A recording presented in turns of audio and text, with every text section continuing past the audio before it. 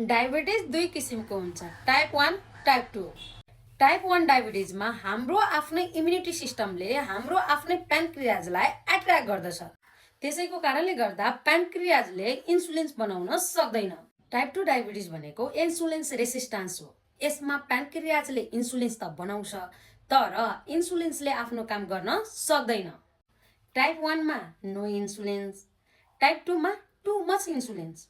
Type 1 बचपनमा डायगोनस हुन्छ, type 2 usually adult एजमा डायगोनस हुन्छ। टाइप 1 युजुअली जेनेटिक या फ्यामिली हिस्ट्रीको कारणले हुन्छ।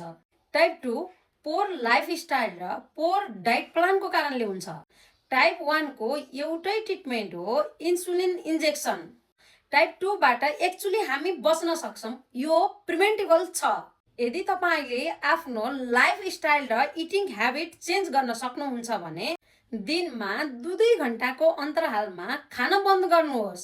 आफ्नो खानामा फाइबरलाई धेरै मात्रामा एड गर्नुपर्दछ। प्रोसेस सुगर र प्रोसेस फुडहरूबाट टाढा रहनुहोला। दैनिक रूपमा एटलिस्ट आधा घण्टा भए पनि एक्सर्साइज गर्नुहोला।